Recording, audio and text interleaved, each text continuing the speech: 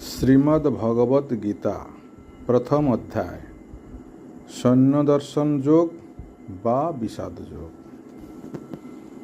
প্রথম শ্লোক।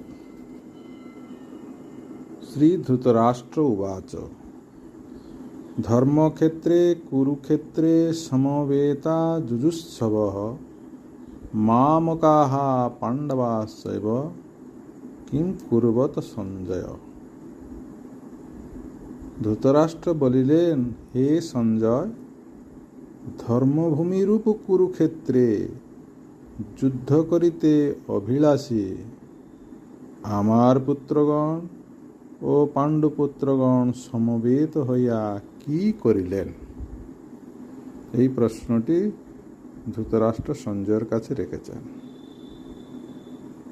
এখন প্রথম কথা হচ্ছে ধৃতরাষ্ট্র উবাচ। আমরা ধৃতরাষ্ট্র সম্বন্ধে অল্প কিছু জানা দরকার আছে। ধৃতরাষ্ট্রকে দুর্যোধন সহ 100 পুত্র একত্রকে বলা হয় কৌরব। কৌরবদের পিতা ধৃতরাষ্ট্র বা কুরু রাজা। তিনি হস্তিনাপুরের রাজা ছিলেন। তাঁর স্ত্রীর নাম গান্ধারী। তিনি জন্মান্ধ ছিলেন। ব্যাসদেবের ঔরসে অম্বিকা দেবীর গর্ভ থেকে ধৃতরাষ্ট্রের জন্ম হয়। তিনি নিজের শ্রেয় বা নিত্যমঙ্গল নির্ণয় করতে পারেননি।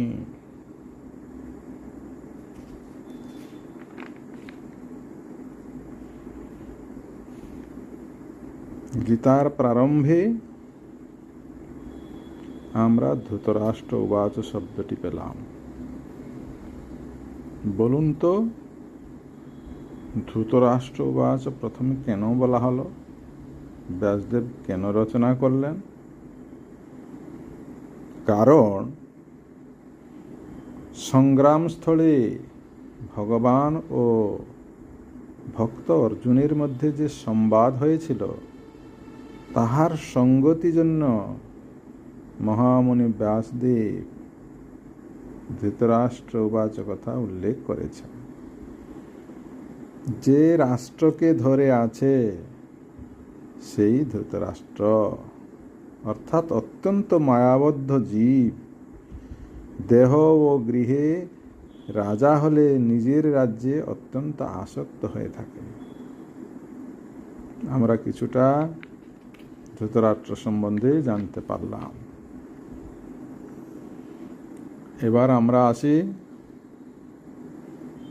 সঞ্জয়কে। সঞ্জয় হচ্ছেন সুতবংশীয় গবলগণের পুত্র। সঞ্জয় ধৃতরাষ্ট্রের সারথি ছিলেন, অর্জুনের সখা ছিলেন। সঞ্জয় শাস্ত্রজ্ঞ, ধার্মিক ও উদার চরিত ছিলেন। শ্রী ব্যাসদেবের কৃপায় দিব্য দৃষ্টি সম্পন্ন হয়ে অবাধে কুরুক্ষেত্র যুদ্ধের বিবরণ অন্ধ ধৃতরাষ্ট্রকে বর্ণনা করছিলেন। সঞ্জয় ব্যাসদেবের শিষ্য ছিলেন। হস্তিনাপুরে বসে কুরুক্ষেত্রে কি হচ্ছে সব কিছু বলছিলেন ধৃতরাষ্ট্রকে। এই হলো সঞ্জয়ের পরিচয়। এবার আমরা এগিয়ে যাই। ধর্মক্ষেত্র কথা বলা হয়েছে।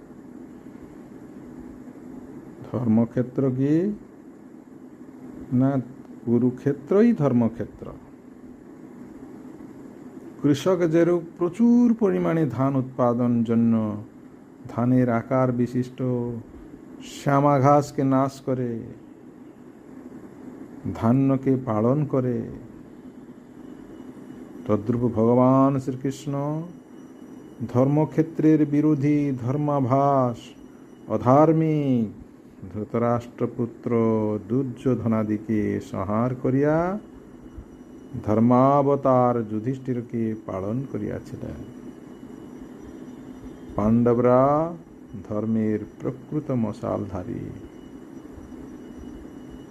এ গেল ধর্মক্ষেত্রের কথা। এবার আমরা আসি কুরুক্ষেত্র। অতি পবিত্র স্থান, দেবতারাও পূজা করে থাকেন। কুরু রাজা এই স্থান কর্ষণ করিয়াছিলেন বলিয়া নাম হয় কুরুক্ষেত্র। এখানে যারা দেহত্যাগ করবে তারা স্বর্গে লোকে গমন করবে। কুরুক্ষেত্র নামক স্থানটি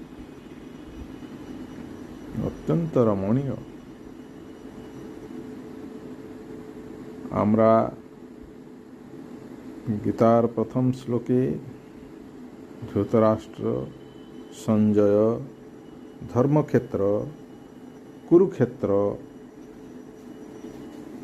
ইত্যাদি সম্বন্ধে কিছু আলোকপাত করলাম। এ হচ্ছে প্রথম শ্লোক।